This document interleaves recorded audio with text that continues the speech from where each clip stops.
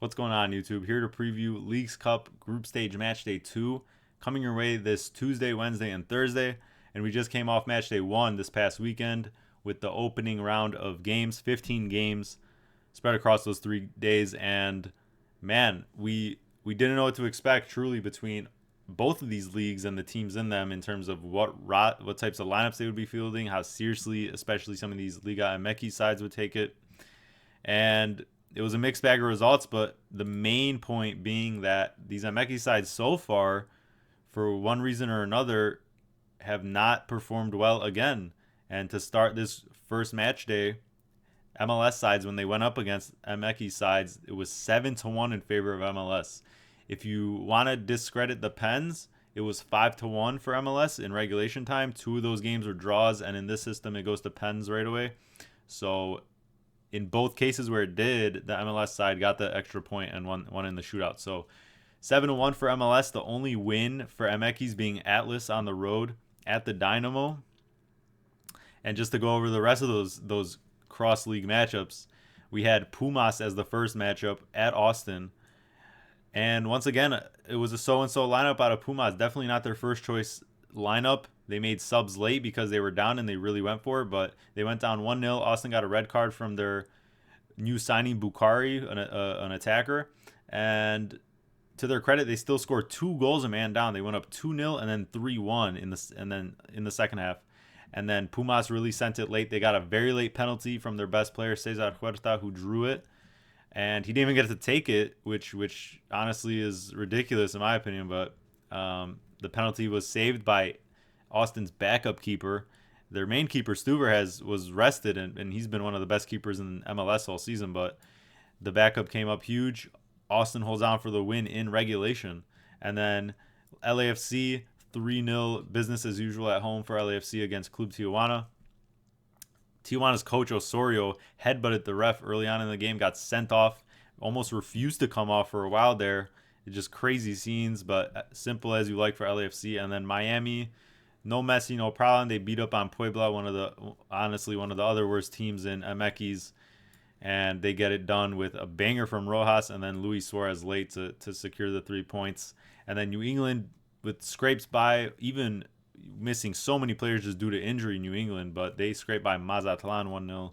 And then Chivas, honestly, probably the most shocking result. They played San Jose. San Jose dead last, probably the wooden spoon winners this year in MLS, dead last in the whole league. They only have maybe 3 wins in 25 MLS games. And Jeremy Obobisi, who's been in a drought, scores early. Chivas chases the game the whole way. They barely get it to penalties with a stoppage time goal, and then they lose in penalties. Really embarrassing result there. It was a neutral site stadium at Levi Stadium, and honestly it was like 80% Chivas fans as well, so that was just super disappointing for them. And then to close it out, the last game on Sunday, the Timbers, they were deadlocked 1-1 with Club Leon. They came back from a 1-0 deficit, and then Zach McGraw with his second header on a corner from Evander, the same setup for both goals in the 90th minute. And the Timbers get 3 points in that one to close out Match Day 1. And we're here for Match Day 2 now, another 15-game slate. The rest of the teams who haven't played so far are going to play. So after this Match Day, we're going to get to see everyone will have played. And yeah, we had betting aspects for the first group of games. And honestly, I will still have bets. Make sure to check on my Twitter for those. But in terms of that, I really don't want to do anything ahead of time because I'd rather honestly lose a little bit of value on the lines and stuff than just be burned, because so far some of these teams, whether it be MLS or MX sides, are not fielding their first choice lineups, and it's really led to maybe not as good of games or potential outcomes as we would have liked or predicted. So I'd rather just wait for lineups going forward. We're still going to preview this entire slate, and there's a lot of interesting matchups ahead with some teams who have already played their first game and maybe might be desperate against some teams who haven't even played their first game and are a little bit more rested, right? Because they had that break and didn't get to play over the weekend. So it's a interesting dynamics here, and we're just going to get into all these matchups. So yeah, let's preview Match Day 2. So we start the slate here with Montreal taking on San Luis. Montreal got pummeled in that first game against Orlando, and they're not in a good spot here, but they do get to return home. but they need this one. They're going to go for it, you would imagine, in their last group game. San Luis hasn't even played yet. They got the extra couple days of rest, so I'm going to give them the benefit of the doubt and say they should be going full strength here. I mean, and Montreal, we know about them, one worst team defensively statistically in the expected goals allowed, and San Luis as well. I think they play pretty back and forth games. I don't mind their attack with Klimovic and Bonatini. It's just really who plugs in place for them. But I think regardless, I think they're still good enough to get on the score sheet themselves. Montreal is going to be absolutely pushing the pace behind their home crowd. I see goals in this one, but I don't know if Montreal has enough what it takes to win it, at least in regular time. I'm honestly going to say 2-2 between these two teams. I think there could be fireworks. The extra rest for San Luis could make a difference. Red Bulls host Pachuca. Red Bulls get to stay at home again. And in that first game for them against Toronto, you could see they were missing Forsberg and, you know, some other attacking options. Their starting lineup also wasn't that strong either. And offensively, they've just been a little bit challenged recently, with especially without Forsberg. It was nils. It went to penalties, so they were really, you know, fortunate to pick up a point. They lost the penalties, so they really need to go for it here, you would think, as well. Pachuca gets to play their first game on the extra rest as well. And I had Pachuca winning this group, and that was partially because of what I thought how Red Bull would struggle. And it starts here. Basically, we just need, you know, basically to at least tie this one, and I think they handle Toronto. But Pachuca kind of has their own issues as well, with just the coach and just the management situation there, as well as obviously they lost one of their best players in Sanchez to Club America. But I think with the extra rest, they haven't really been playing Rondon yet after he was recovering from Copa America. I feel like, you know, I'm going to also give them a benefit of the doubt with the extra rest that hopefully they just play a decent lineup, and I think they can challenge Red Bull themselves. And I think they at least escape out of this with a point.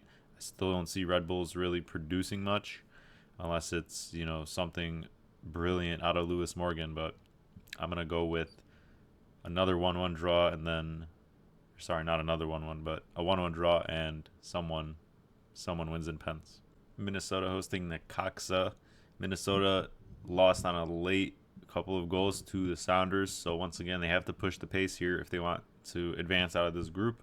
And the thing is, they're missing Dotson now because of that red card, one of their midfielders. They've been missing Boxall to the Olympics, one of their better defenders in that kind of 5-back role they play or system. And Olusei didn't start that Sounders game. He's healthy though. I mean, I feel like he should be going here, right? And more of a first choice lineup maybe, as much as they can with the injuries and players out. But they're going to have to send it. They also are very leaky though, and Necaxa gets this extra rest. I just feel like anyone can score on Minnesota at this point as well.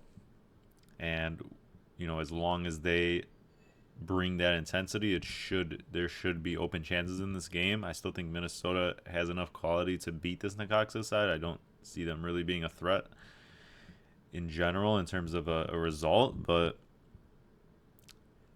I think Minnesota can also open up the floodgates here as long as I like Olusei starting. So I'm gonna go with a 2-1 win for Minnesota to give themselves a chance in this group. We go back here to Austin, who I just don't get them. They're not a good team. They have some of the worst numbers in the league, but they just get these results. They had a man down and got 2 goals against Pumas. Pumas is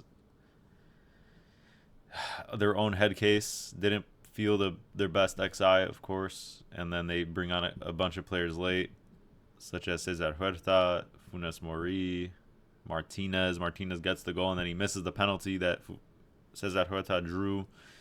It's just a mess.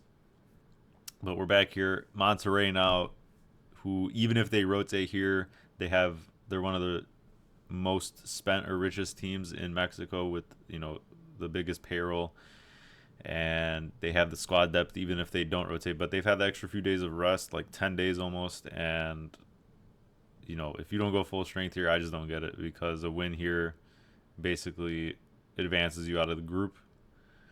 And This Austin also lost Bukhari to that red one. Now their new attacker, but already one of their most creative and direct threats.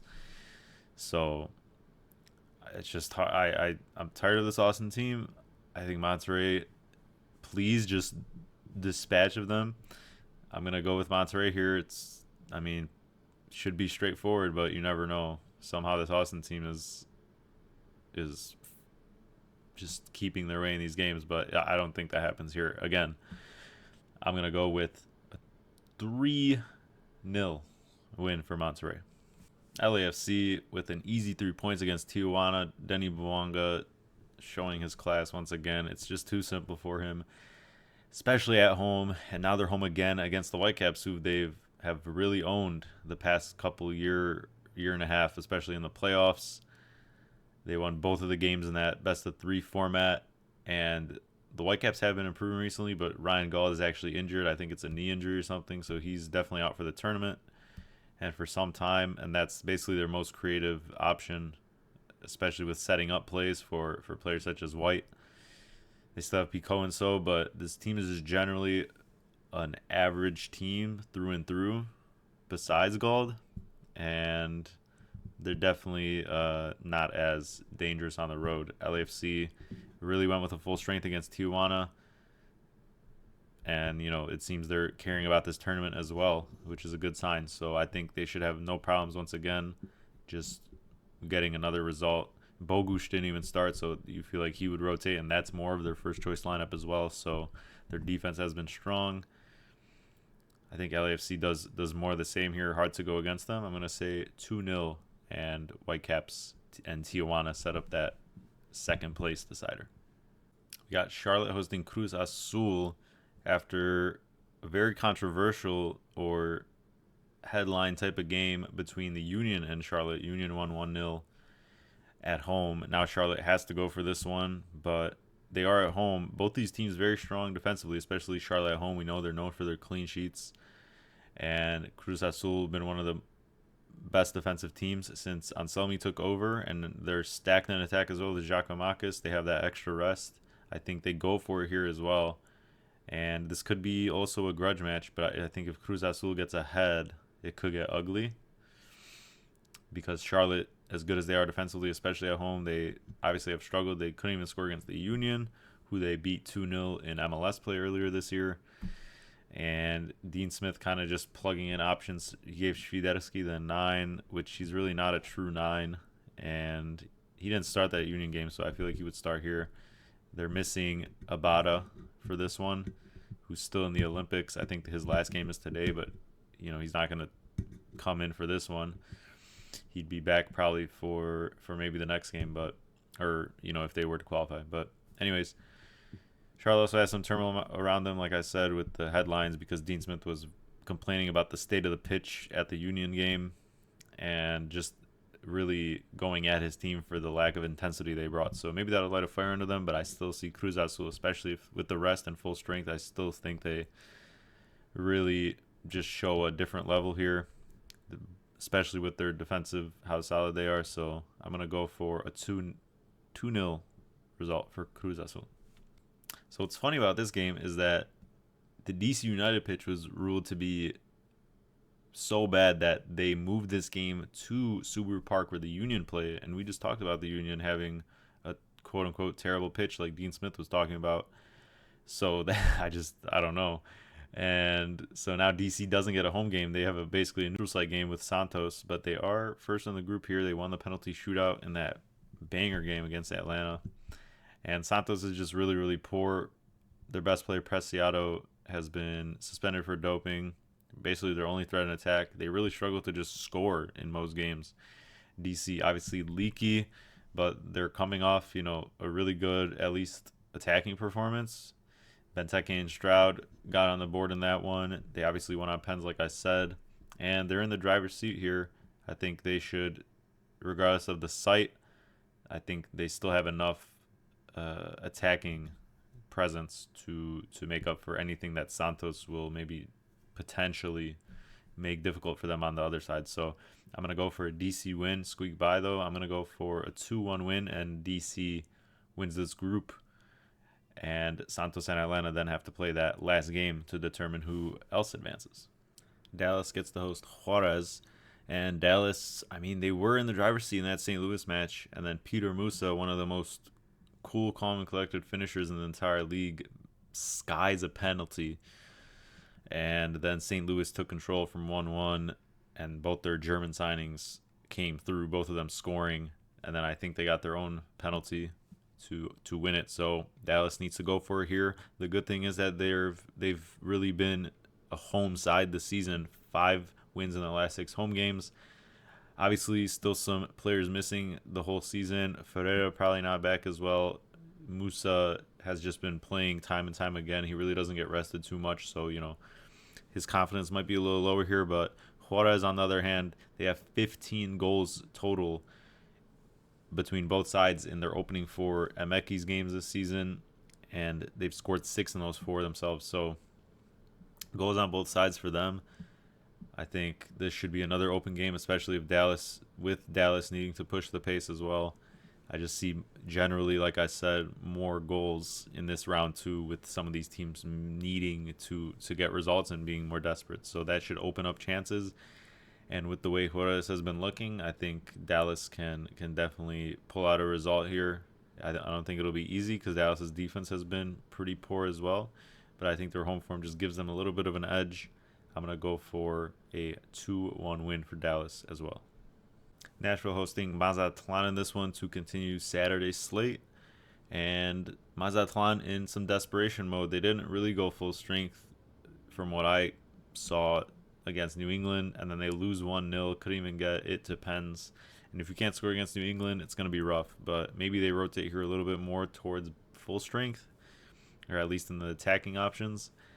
And Nashville has been really poor defensively recently, especially without Zimmerman. So it's hard to predict them to keep a clean sheet even at home. They do make things tighter at home, and they love to pull out these 1 or 2-0 results most of the time. But now they have a new coach in Callahan, who's now going to be implementing his new tactics, whatever those are, in his first game. So it's kind of hard to gauge, and it might be a bit of a struggle. As much as they should be the favorite here, it could be a little bit of a struggle. They are a better team than the Revs, but Mazatlan should be desperate here, as it being they need points out of this one. So all things considered, I think Nashville still gets a result, but it's hard to see them holding a clean sheet as long as Mazatlan really cares for the game and the tournament. It just remains to be seen. But if it goes that way, I'm gonna say that Nashville still squeaks it out with probably Mukhtar stealing the show and maybe a little better tactics. But Callahan really hasn't been proven. He really hasn't been a coach anywhere. He's just been on the USA national team staff, and it remains to be seen what he can offer for this really struggling Nashville side. But yeah, once again, I'm going to say 2-1 to Nashville. We get an all MX matchup here for the first time, I believe. We have Tigres taking on Puebla, and Miami dispatched Puebla pretty easily, 2-0. And now Puebla is desperate here. Once again, they're basically one of the worst teams defensively in MX for some time now. They haven't started this season particularly well. And Tigres have started with 3 wins and 1 draw. They still have most of the same players. Gignac still pretty serviceable. I mean, he is aging, but these teams play each other often. And this is going to be a neutral site at the Dynamo Stadium. And then the next game being Tigres versus Miami at the Texans football stadium. So Tigres, I think, should have no trouble here. They have gotten those extra days of rest. Puebla had to travel from Miami to Houston, and it's hard just not to back a Tigres win here. They have as well, I think, the type of depth to still come out of here with the result. It might not be the prettiest, but I think they know this team very well, and they should just, as long as they win this game, they know they don't really have to worry about the next one, and they're already through. So should be going full strength here with extra rest. And I'm going to say that Tigres really make this pretty simple. I'd say 3-1 to Tigres. We close out Saturday's slate with a Cali Clasico. These teams have met, I think, 3 times already this season. Galaxy have won all 3, if I'm not mistaken. And, well, like we talked about, San Jose with probably the upset of the entire tournament so far. They beat Chivas in penalties. They controlled most of that game. I mean, they were probably lucky to not concede far earlier, but, the result's the result. And but we're not going to just take one result and, and overreact to it, right? LA Galaxy is still one of the best attacking teams. It remains to be seen if Jovic is going to be playing. I don't think so, though, at least for this game. Still dealing with that, I think, hamstring injury. But still, they've kind of plugged in these pieces. They've still been flowing offensively. Their defense is obviously their main liability, but it's been a little bit more respectable. I think San Jose has been really underperforming their attacking numbers, as bad as their defense truly is. And you really can't make up for that in terms of the numbers. I think this attack has another level to it that it's just simply not reaching so far. And maybe that win against Chivas gives them that spark. They get to be at home here. Honestly, I've watched a couple of the last San Jose matches, and their pitch is really dreadful as well. So that could play a part in some. That has, I think, played a part in some of their recent home game unders hitting. But these teams have met so many times. Galaxy know if they just beat San Jose here, or they kind of do have to get a result here because, then they play the harder team, in Chivas, you would think. So this would kind of set them up to qualify no matter what if they get a win in regulation. And I think that's honestly what happens. The Quakes can definitely contribute here. They have in a couple of the matches these teams have played, but I think the Galaxy just run rampant. I think some of these DPs and the wingers they have especially really want to show out on this stage and get going. And I think it should just be more of the same in this matchup. The Quakes probably can score here, but defensively, I think that was an anomaly against Chivas because Chivas really pummeled them, and they just, escaped with a really positive result. But I'm going to go for a Galaxy win. I'm going to say 3-1. This game starts Sunday slate, and we got Cincy taking on Queretaro, and Queretaro lost in pens after a 0-0 draw at NYCFC, and Cincy gets the extra rest here. I had Cincy to win this group. I don't think Queretaro would offer much against either of these teams. And, both teams had chances in that opening game of this group. But Cincy, despite their defensive problems, I think they have enough of power, offensively, especially with Acosta kind of getting back into health. He had a little foot knock right before the All-Star game, but I think he's good now. He's gotten that extra rest. And this should just really be no trouble for Cincy. Maybe they let in a goal, but it could be one of those, rampant results here. Cincy like to pour it on as well. As long as they don't go behind, Queretaro is from what I know more used to packing it in. It just really depends who scores that first goal. But if Cincy does, as they should, I think this gets out of hand, and then, all they need is a win here to just not even worry about that second game and advance out of this group. So I'm going to go for a Cincy win. I'm going to say 3-1 as well for them. Man, I really got destroyed with this group bet. I mean, it's still possible, but I had Dynamo winning this group. I didn't think Atlas would cause Dynamo more trouble than RSL, but that was the opening game, and Dynamo did have chances, but, I think it was a pretty even game. And then Atlas scores a late winner banger goal. And now we have RSL taking on Atlas. Atlas in pole position here. They do have to travel, though, RSL with the extra rest, but they will be missing Chicho Arango through that suspension. Before the, in the group preview videos, I was, saying RSL could really miss him here, but I don't know. I mean, they still definitely have enough attackers to make up for it. Their younger players are really been stepping up. The home environment's going to be good. Atlas isn't. They're really just not a throwaway as much as I expected. I mean, they were very competitive in that Houston game. Would really need a result for my Dynamo pick here from out of Atlas to set up that last game between Dynamo hosting RSL, but I do see goals on both sides. I think RSL's been a little bit more shaky defensively, even with Glad working his way back in the last game or two. But But I think this goes to pens. I don't think it's that straightforward. RSL might just miss Chicho, like I said, just a tiny bit, and that might make this closer than it should be. So I'm going to go for a 2-2 result, and then we'll see who wins on pens. The Fire host Toluca, and it won't be at Soldier Field. It's going to be at SeatGeek, formerly known as Toyota Park in Bridgeview.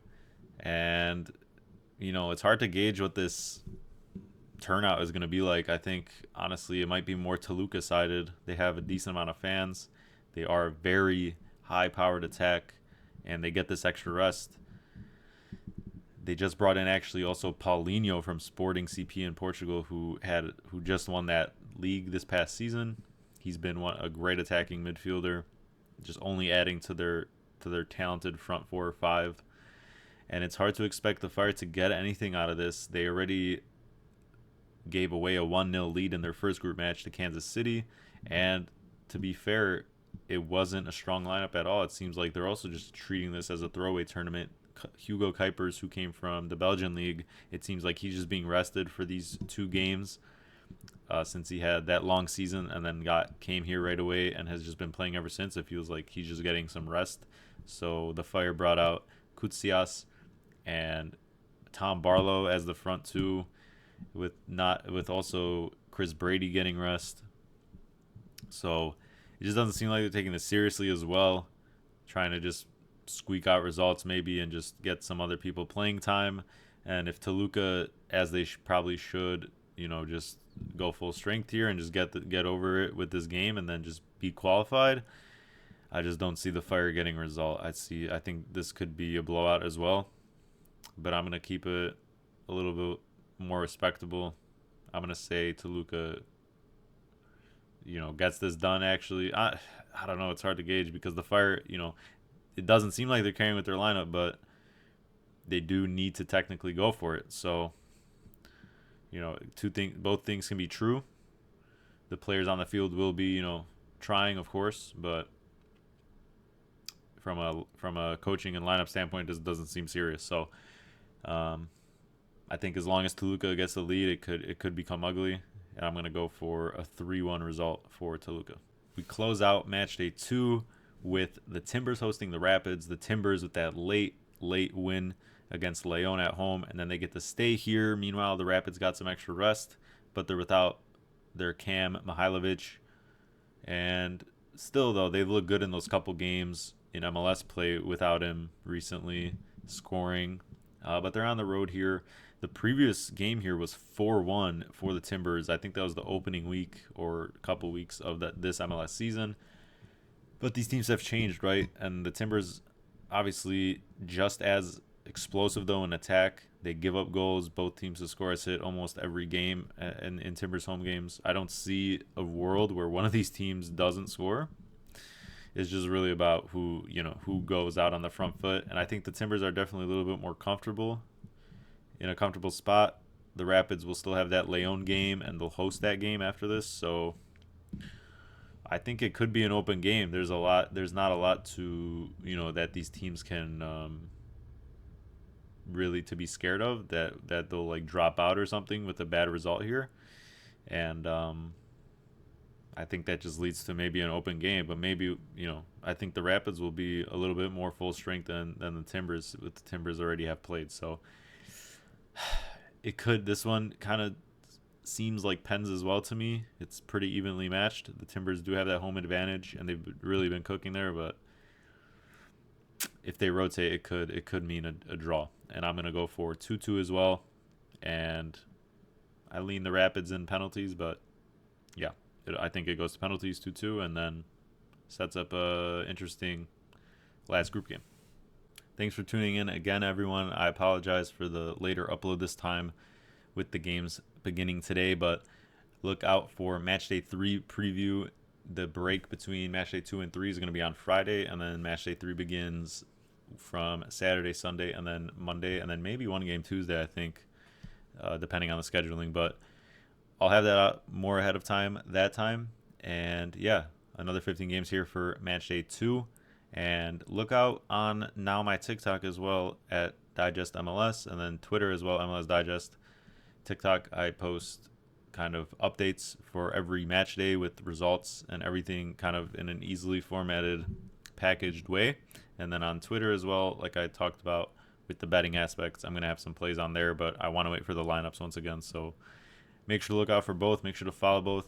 And then once again, please like the video and subscribe. It means a lot to help the channel grow if you appreciate the content. And I really appreciate any love you guys show. So thank you once again, and I'll catch you guys for match day 3.